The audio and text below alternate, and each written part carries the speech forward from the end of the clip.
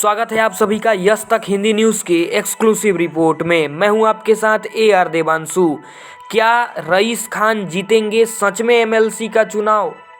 जी हां, एक बड़ा सवाल जो अभी सभी सीवान वासियों के सामने है।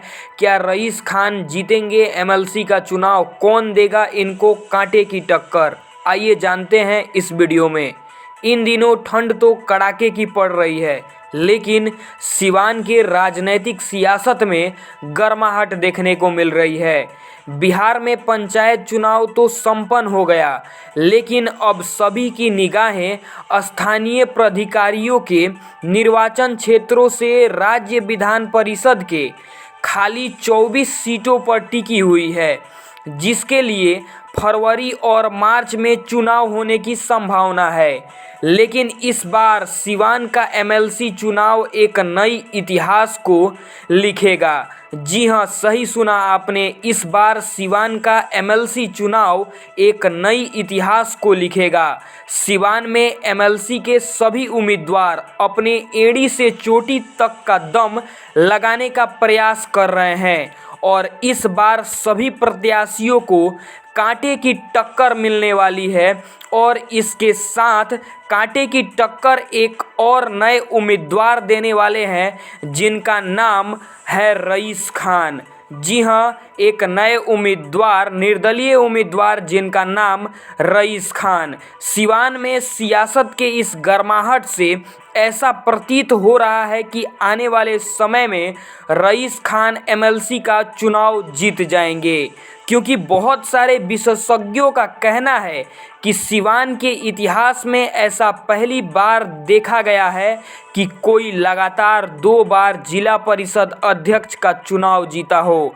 और इन सभी चीज़ के पीछे कहीं न कहीं रईस खान का हाथ बताया जा रहा है, जो ये प्रत्यक्ष रूप से दर्शाता है कि रईस खान कहीं न कहीं सियासत के गलियारे में कमल के फूल की तरह खिलते हुए नजर आ रहे हैं।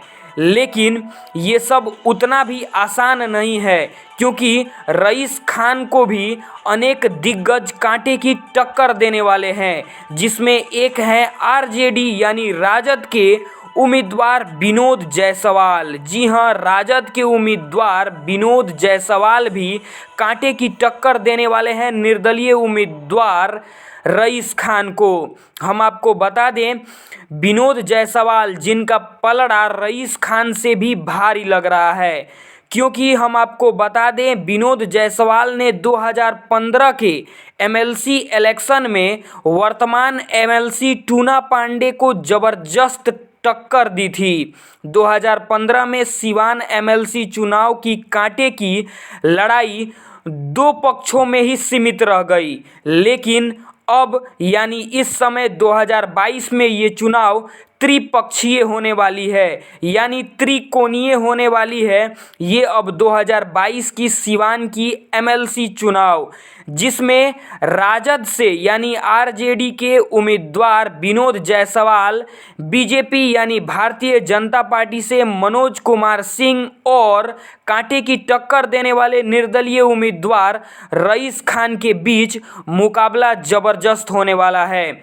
लेकिन ये अनुमान लगाना कि आखिर स्पष्ट रूप से कौन जीतेगा, कौन बनेगा इस एमएलसी की कुर्सी का सियासत गलियारा, अब ये कहना भी काफ़ी मुश्किल हो चुका है, क्योंकि अनेक उम्मीदवार अपने दिग्गज प्रभाव से सभी को लुभाते हुए नजर आ रहे हैं।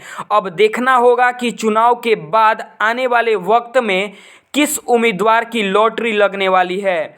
हम आपको बता दें, बिहार में 24 सीटों पर विधान परिषद चुनाव, बिहार राज्य चुनाव कार्यालय ने हाल ही में 24 विधान परिषद सीटों के लिए चुनाव कराने के लिए चुनाव आयोग को एक सिफारिश भेजी है, जो 16 जुलाई 2021 को खाली है, क्योंकि पहले से निर्वाचित एमएलसी ने अपना 6 साल का कार्यकाल पूरा कर लिया था।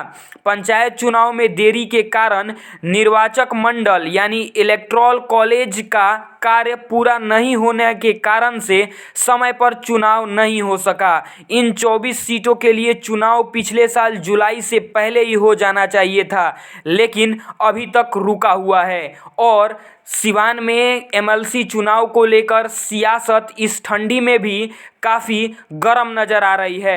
अभी तक के लिए बस इतना ही। खबरों में बने रहने के लिए सब्सक्राइब जरूर कीजिए हमारा यूट्यूब चैनल यस तक, क्योंकि हम देते रहते हैं सिवान से जुड़ी तमाम छोटी बड़ी खबरें। यस तक की रिपोर्ट AR देवांशु के साथ।